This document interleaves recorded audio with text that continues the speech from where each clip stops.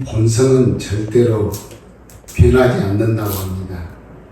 그러니까 누구를 변하기를 기대하면 절대 안 됩니다. 변해주세요. 우리 권사님, 장로님 변하기를 기대하시면 안 됩니다. 그건 오해입니다. 그래서 변하기를 원치 아니하고 사람은 그냥 물들어가게 해주셔야 돼요. 물들어가게. 그래 무엇인가 대단한 걸 듣고 대단한 말씀을 듣고 변하려고 하지 말고 물리려고 하는 것, 물들려고 하는 것이 좋은 것 같습니다. 그래서 성경에 보니까 본받는다는 말이 많이 나오고 또 뭐냐면은 닮아간다는 말이 나옵니다. 본받고 닮아가고 물들어간다는 말이 정답인 것 같습니다. 유튜브를 들어보니까 제 유튜브를 들어보니까 비슷한 말씀들이 계속 떠요. 여러분들도 아마 유튜브를 보시면 뜰 것 같습니다. 그런데 우리가 말씀을 듣고 제 설교를 듣고 듣는 것도 아무것도 아닌 것 같은데 자주 듣고 또 들어야 합니다. 그렇게 듣다가 보면은 무엇인가 제가 하는 말씀을 지극히 말씀 중에 하나인데 굉장히 괜찮습니다. 그래서 계속 반복해서 듣고 또 들어야 합니다. 계속해서 듣다가 보고 또 한다는 강력하게 추천해야 될 말씀이 있는데 그 말씀은 뭐냐면 실험을 해보셔야 돼요. 그 말씀을 듣고 내가 실험을 하는 겁니다. 자기가 검증을 해봐야 돼요. 이 말씀을 이렇게 지나가는 이 얘기가 동화가 아니고 살아있는 생명의 말씀이기 때문에 내가 실험을 해봐야 돼요. 검증을 해봐야 됩니다. 그래서 이 검증할 필요가 반드시 있는데 이 말씀이 이 실천 불가능한 말씀이 아니고 40일 동안에 금식하라는 것도 요구하지 않고 또 목숨 걸고 경건의 연습을 하라고 요구하는 것도 아니고 일상에서 지극히 지금 당장 할 수 있는 일입니다. 내가 자기 스스로 내 마음속에 내 일을 할 수 있는 일입니다. 정말로 우리는 이 말씀이 괜찮은 말씀이기에 실험하고 또 실험해봐요. 검증을 해봐야 될 것입니다. 그렇지 않고 예배당, 교회당을 왔다 갔다 다른 생각하고 오시면 절대로 안 됩니다. 별 의미가 없어요. 살아가는 의미가 없습니다. 그러니까 반드시 이 말씀을 실험해 보셔야 돼요. 내 영혼이, 내 자신이 실험해 봐야 할 것입니다. 오늘 말씀해 보니까 구원이라는 말이에요. 두렵고 떨림으로 구원이라고 하는데 구원이라고 하는 건 뭐냐면 구원이라고 말을 다른 말로 바뀌면 소속감이라고 합니다. 소속감. 믿음과 사랑의 소속감. 생명의 소속감을 갖다 구원이라고 했어요. 이 우주라는 말을 영어로는 코스모스라고 해요. 그래서 여러분의 화장품을 코스메틱이라고 그러지. 그래서 코스모스라는 우주를 갖다 말하는데 우주는 수억만 개의 지구만한 공들이 수억만 개가 있어요. 그 수억만 개 중에서 지구라는 이 공이 하나가 있고 그 속에 아프리카냐 아시아냐 또 유럽인들이 말할 때 우리는 극동이라 그래요. 아주의 끝자락이라고 말을 합니다. 그럴 때마다 저는 기분이 별로 좋지가 않았어요. 이 끝자락까지도 이 복음이 전파가 됐어. 그 가운데 대한민국 중에서 여기에 경기도 또 감사교회 이 교회에서 구원받은 백성들이 사랑과 믿음으로 무엇을 가져야 되냐면 소속감을 가져야 될 것을 말했습니다. 소속감. 인간은 늘 본능이 있어요. 가족이라는 소속감이 있고 교회라는 소속감이 있고 그 나라라는 소속감이 있는데 그 소속감이 꼭 속해져서 살아가는 것이 인간의 본능이에요. 우리의 본능. 나도 여러분도 모든 사람의 본능입니다. 그래서 타인과 본능이 소속감이 되면 연대감이라 그래요. 이어지는 감을 느껴줄 수 있어. 또 이어지고 또 이어지고 이어지고. 우리 또 감사교회 나오는 여러분들은 정말로 이어지고 또 이어져서 연대감이 있어.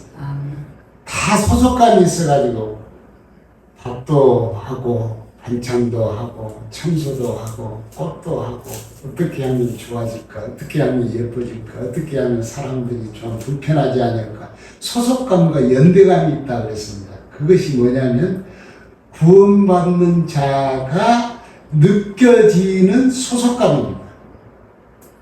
그래서 이런 우리의 삶의 목표와 의미가 우리에게 부여져 돼요. 우리 모든 인간들에게 부여되는데 믿음과 사랑과 소속감이 이어짐이 없이는 고통이 와요. 그래서 교회가 없는 사람은 허전합니다. 어떻게 허전합니까? 외로워요. 소속이 없는 사람은 늘 쓸쓸합니다. 구원받지 아니한 소속이 없는 사람은 늘 소외감을 느껴요. 그런 사람은 늘 뭔가를 이상하게 그리워집니다. 누군가가 나를 좀 달래줄 수 없을까? 좀 안아줄 수 없을까? 누군가가 옛날에 좋았었는데 그러면서 누군가가 그리워져요. 그게 뭡니까? 우리에게 정신적으로, 인간적으로 질병이 온다는 거예요. 그래서 우리는 소속을 해야 됩니다. 소속. 하나님 나라에 소속한 사람. 바실레야 킹덤이라고 해요. 하나님 나라. 하나님이 계시는 그 나라에 소속감이 없는 사람은 외롭고 쓸쓸하고 늘 가만히 앉아서 눈물이 쭉 납니다. 인간에게는 두 집단이 반드시 있어요. 두 집단이라니까 두 사람의 모양인데 첫째는 뭐냐면 나 같은 사람. 믿음과 사랑의 소속감을 가슴 깊이 느끼고 있는 사람이 있어요. 믿음에 대한 소속감을 느끼지 못하는 사람이 또 있습니다. 그런 사람은 괴롭습니다. 아까 말한 거 외롭고 쓸쓸하고 눈물 나고 소외감을 느끼고. 그래서 이 두 사람 가운데 어디에 속하는지 누가 판단할 수가 있어요? 본인이 판단할 수가 있어요. 저 사람이 몰라. 목사가 몰라. 장로님도 몰라. 아무도 몰라. 며느리도 모릅니다. 누가 합니까? 본인이. 나는 어디에 속해 있을까? 어디에 소속된 사람인가? 영혼의 집이 없는 사람은 그렇게 슬프고 눈물나고 한숨스럽고 외롭고 쓸쓸해요. 그렇게 외롭습니다. 이 세상이 지구 같은 이 세상에 홀로 서 있는 사람 같아요. 굉장히 낭떠러져 있고 떨어질 것 같은 느낌이 옵니다. 그래서 구원받는 사람은 소속감이 있는 사람입니다. 이 소속될 가치가 있는 존재라고 또 믿고 있어요. 자기 스스로가. 그들의 삶은 수월하고 생활의 여건이 나아져서 소속감을 갖는 게 아니라 알고 보면 다 이유가 있어요. 윤택에서 시간이 많이 나서 여유스러워서 그런 것이 아니라는 말씀입니다. 성경에는 그런 사람들도 이혼한 사람들 있고 어떤 사람은 파산된 사람들 고충이 더 많지만 의지가 굉장히 커서 잘 견딘 것도 아니고 단지 주의 나라의 믿음과 사랑을 받고 소속이 되면 자기 속에 기쁨을 얻어요. 생을 얻는다는 말씀입니다. 그런 사람은 스스로의 믿음을 끈을 놓지 않고 그 끈을 가지고 꼭 붙잡고 살아가는 사람들입니다. 우리가 사랑받고 있는 믿음은 절대로 저절로 가만히 있어가지고 생기는 건 절대 아닙니다. 말씀은 지침과 같아요. 지침은 알지요. 이 간첩이 와가지고 너는 이런 것을 해라. 지침을 해. 그러면 그 지침대로 수행하는 것처럼 우리는 하늘의 하나님의 지침을 받은 사람입니다. 하늘의 지침을 받았어. 그대로 지침을 받아서 날마다 실행하는 믿음이 있어야만이 소속감이 돼요. 외롭지 않습니다. 쓸쓸하지 않아요. 눈물이 나지 않아요. 홀로 들판에 서 있는 사람이 아닌 것 같습니다. 마음은 온 마음을 다하여 믿음으로 사는 사람의 특징은 용기도 있어야 돼요. 하나님의 말씀을 들을 때마다 또 뭐를 해야 돼? 공감을 해야 돼. 공감이라는 말씀 아시죠? 공감을 해야 합니다. 온 마음을 다하는 믿음으로 사는 사람들은 자기의 연약함, 취약함을 용기와 공감의 관계에 충매로 인식을 합니다. 직업이나 결혼생활, 부모님의 자신이 취약한 것 덕분에 그것을 가지고 용기와 공감의 관계로 충매로 삼아서 더 열심히 신앙생활을 한다는 말씀입니다. 오늘 말씀해 보니까 너희 구원을 뭐라 그랬어요? 아까 말씀해 보니까 구원을 두렵고 떨림으로 이루라. 이 명령문이에요. 아주 지침서입니다. 신앙에는 어떤 의미가 가장 중요한 대목이냐면 예수 믿는 것은 뭡니까? 구원이에요. 구원입니다. 구원을 받는다는 것이 뭐냐? 어떻게 받으면 어떻게 되는가 하는 것이 중요한 내용인데 예수를 믿으면 구원을 받아서 당신은 구원에 확신이 있습니까? 교회 오니까 구원인데 구원이란 말을 물어보면 알아요? 몰라요? 잘 몰라. 교회 오니까 다들 처음 오니까 구원받았어. 구원이 무엇인지를 모릅니다.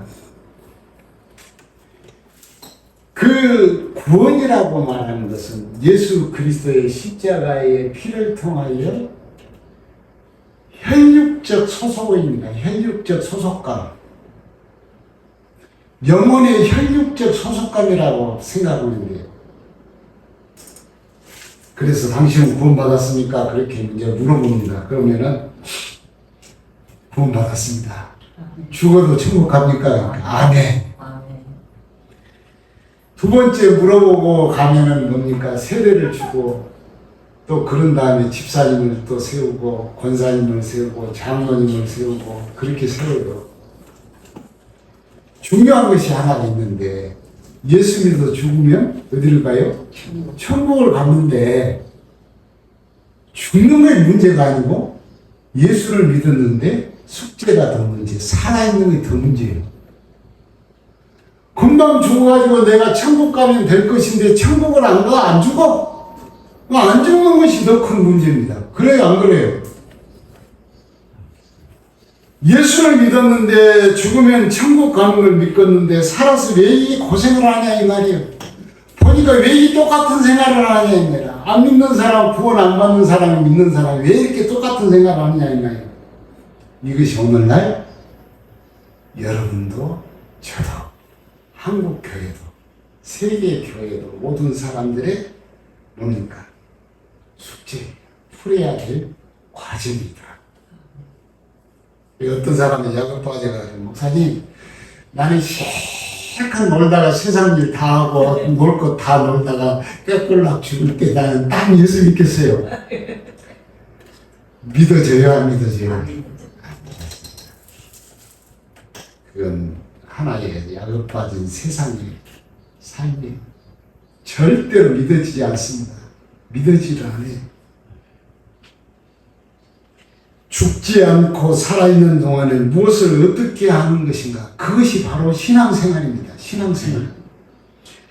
예수 그리스도의 대속적 십자가의 사건을 원함이 항상 두렵고 떨림으로 너희 구원을 이루라 그랬습니다. 그 오늘 그 말씀을 한번 띄워줘 보세요. 여기에 나오는 말씀 중에서 빌립보서 2장에 나오는 말씀의 요지입니다. 빌립보서 2장은 그리스도의 잠깐만 요지만 읽어보겠습니다. 그리스도의 겸손과 성도들의 일치 그리고 구원을 이루는 삶의 태도를 강조하는 신약 성경의 서신입니다. 이 내용은 이제 다음에 시간이 없으니까 읽어보시길 바랍니다. 구원을 두렵고 떨림으로 받아야 되는 명령을 하는데 신자답게 살아라. 그래서 이 말을 아주 중요한 말입니다. 그러면 신자답게 살지 아니하면 겁박을 줘요. 네가 잘못 살았으니까 뭐야. 하늘에 뭐 이룬다? 저주가 임한다. 겁박을 줍니다. 성경이 그렇게 써졌습니까? 안 써졌습니까? 기도를 안 하니까. 또 뭐를 많이 열심히 하니까. 잘못 믿으니까 하나님이 죽여버렸어. 구원의 문제가 현실로 어떻게 이해해야 하는지 이것이 질문입니다. 오늘의 그 말씀이. 그런데면서 여기에 오늘 말씀의 빌립보서 2장에 쭉 보면서 말씀의 12절에서 부럽고 떨림으로 너희 구원을 이루라 그렇게 쭉 하면서 해답이 어디서 나오냐? 15절에 나와요. 15절부터 18절까지 그 해답이 나옵니다. 뭐라고 나오냐?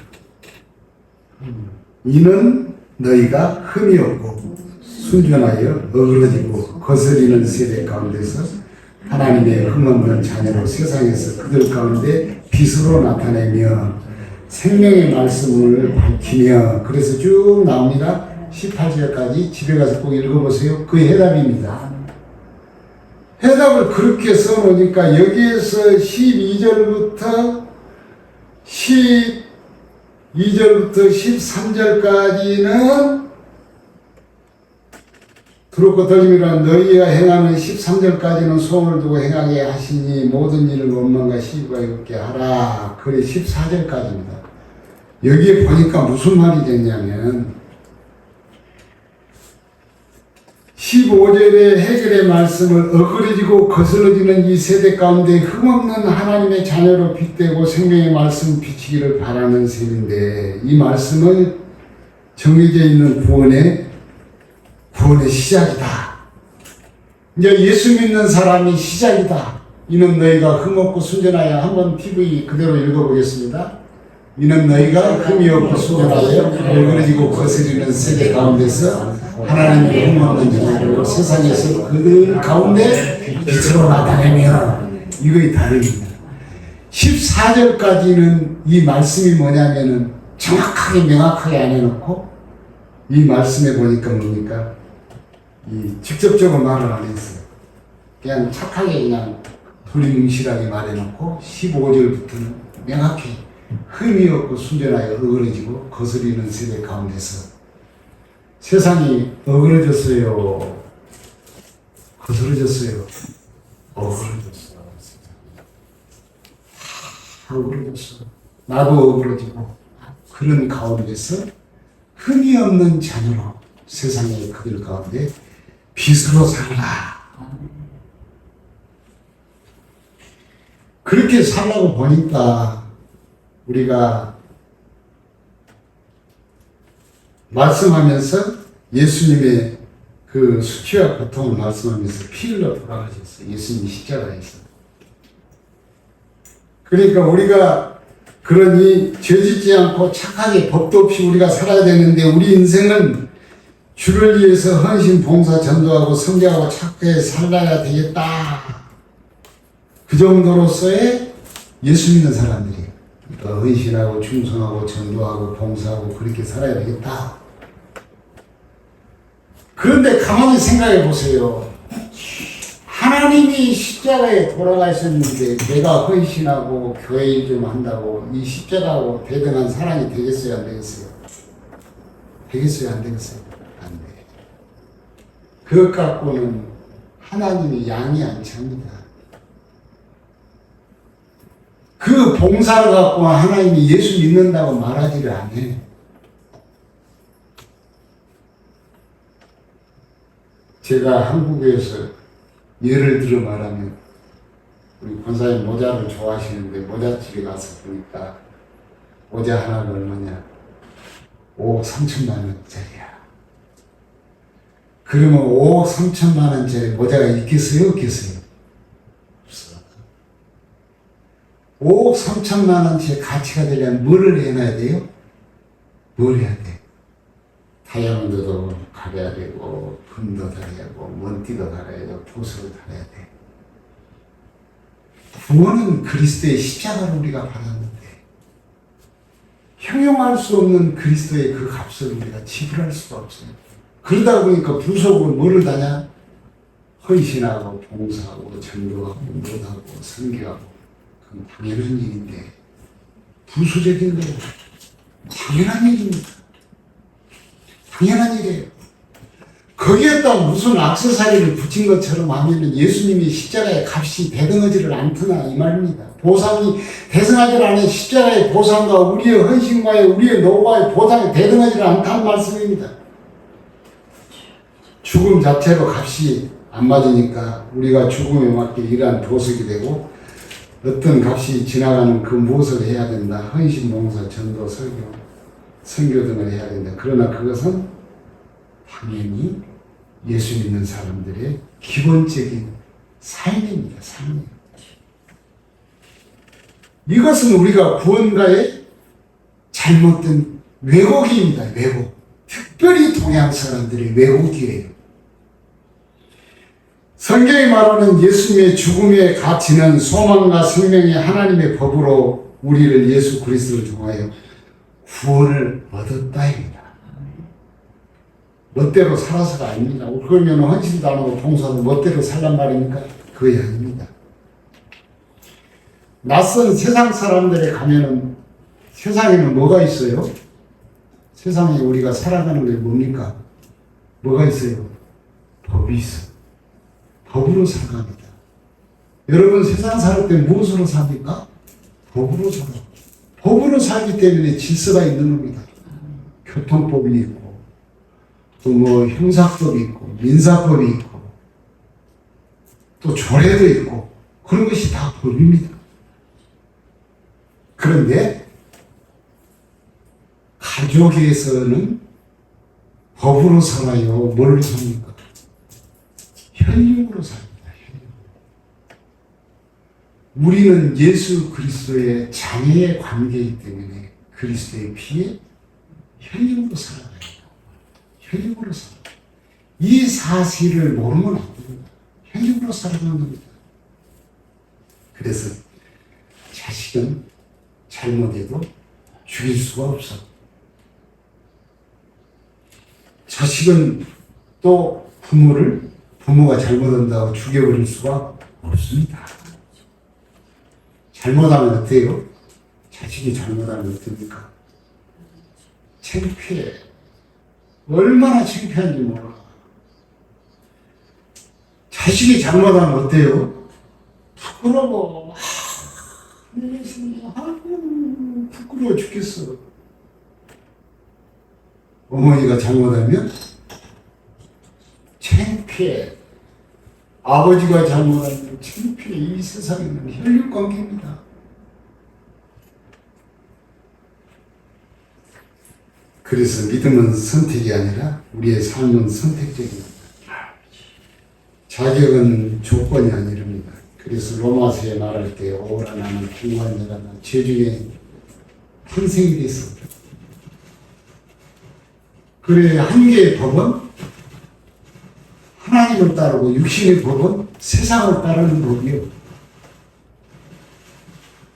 그래서 생명과 성령의 법으로 보기로 했습니다. 성령의 법, 주의 이름으로 살아가는 자의 법으로만 보아야 합니다. 그래서 생명의 법, 성령의 법은 날마다 어떻게 되냐면 훌륭해져랍니다. 그래서 성경이 말하는 대로 우리는 하나님의 자녀이기 때문에 무엇을 하는 것이 아니고 훌륭해져라 합니다. 훌륭해져라. 하나님과 같이 훌륭해져란 말이에요. 성숙해져라. 성도로서의 삶을 세상 속에서 섞여서 살지만 살아라는 말씀입니다. 그래서 비유가 나오는데 그 비유 중에 하나는 뭐냐면 선한 사마리아의 비유가 성경에 나와요. 예루살렘에서 여리고로 내려가는데 길에서 강도 만난 사람이 한 사람이 있습니다. 그래서 강도 만난 사람이 돈을 다 뺏기고 엄청나게 얻어맞고 죽을 것 같이 피를 토하고 있어. 그래서 지나가는 제사장이 이렇게 가서 사람이 저렇게 많이 다치냐고 지나가고. 그 다음에 레인들, 오늘 같은 우리 집사님들 같은 분들, 권사님들 같은 분들, 장로님들 같은 분들이 교회에서 레인들을 돕는데 그 사람도 이렇게 지나가다 보고 쳐다보고 지나가고 그래요. 사마리아 사람이 이렇게 지나가다 보니까 사람이 죽을 것 같아. 그래가지고 그 사람을 메고 어딜 갑니까? 여인숙에 갔다가 계세요. 이 사람이 죽을 것 같아요. 밥도 주고 뭣도 해주고 뭣도 주고 이거 살려주세요. 그리고 내가 돌아와서 돈을 다 지불하겠습니다.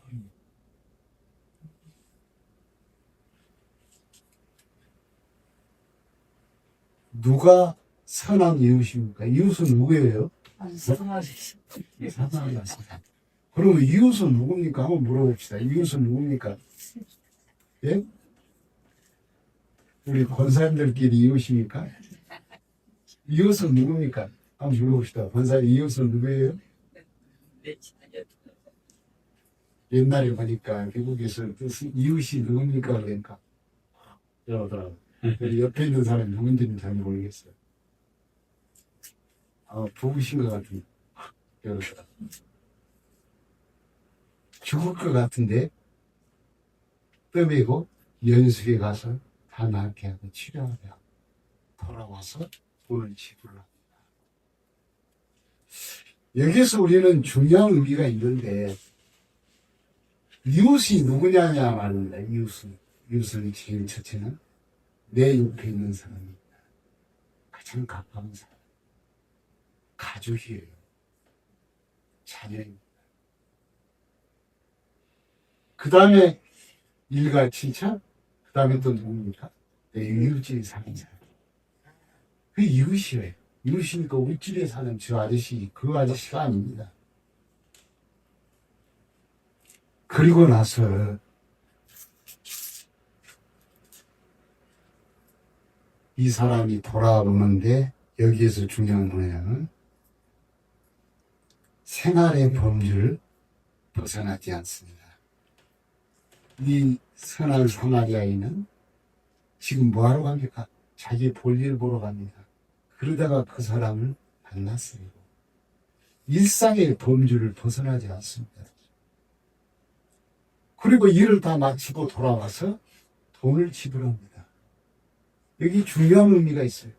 우리는 세상을 살다가 예수 믿는 사람 어떤 사람이 옛날에 기도를 열심히 하니까 밤마다 기도하고 나중에 잡니다. 일도 하고 밤마다 기도하니까 하나님이 이루어주네요. 밤마다 기도하고 낮에는 자.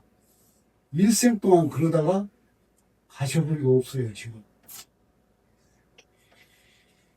선한 이웃을 돕기 위해 자기 일상을 열심히 하는 가운데서 그것을 걸림돌 그렇게 도와줘야 될 상황이니까 불쌍히 여겨줘야 될 상황이니까 자기가 일을 돌아보고 와서 그 사람의 지불을 하고 그 사람의 모든 것을 다 할 수 있도록 그렇게 해준다는 겁니다. 일상입니다.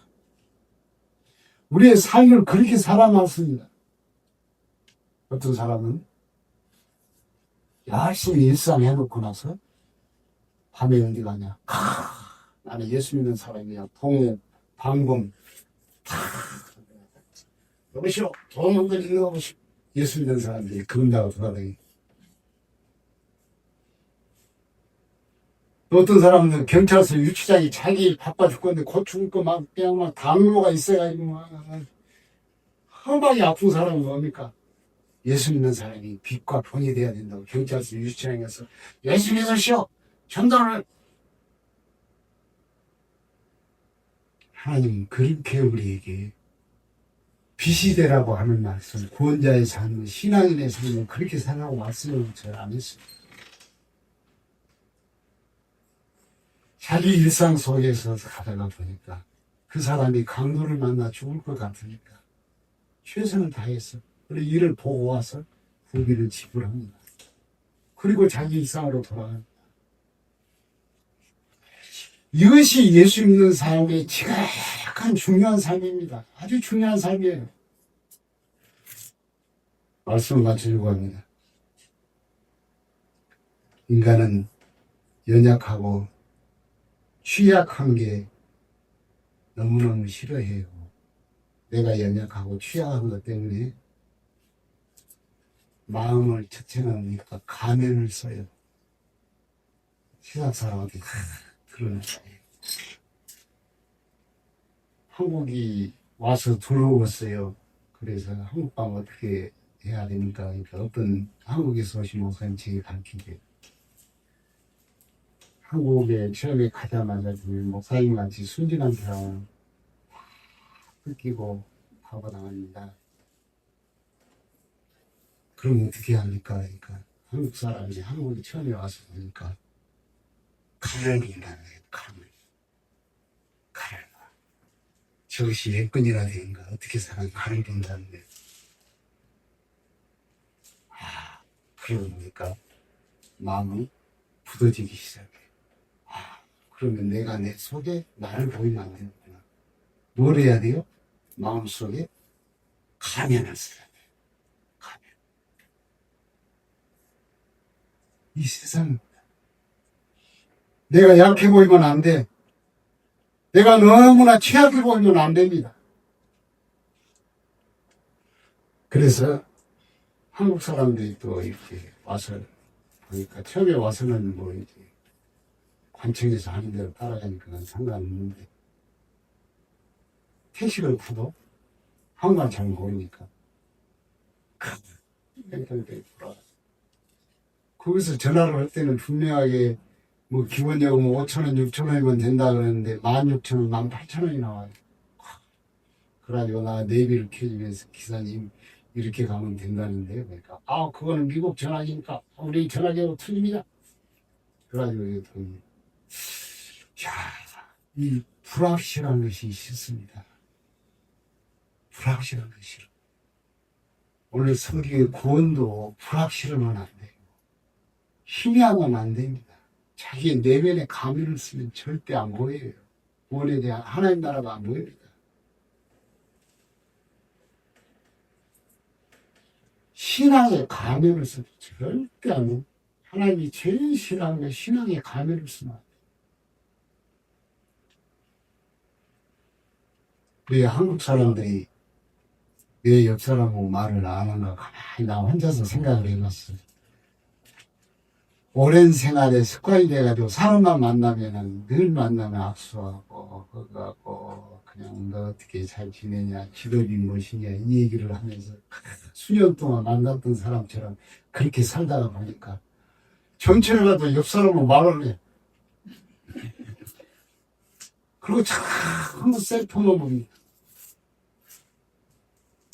왜 그럴까 혼자서 생각을 했는데 두려움 때문에. 저 사람이 나를 어떻게 할 것인가, 나를 어떻게 볼 것인가. 자기 방어 때문에 그런 것 같아요. 자기 노출하기 싫었어요. 자기 내면의 마음의 가면 때문에 그럽니다. 신앙의 가면 때문에. 어떤 사람은 또 뭐냐면은 교회에서 목사한테 아주 신앙생활에 최고로 1등으로 잘하는 것 같은데 시장에서 보니까 또 사람이 그런 사람이 아니었 보니까 신앙의 가면이. 사랑하는 사람들이 힘들어하는 모습을 볼 때 우리는 불안하고 나의 취약하고 나의 연약성을 볼 때마다 우리는 불안하게 생각합니다.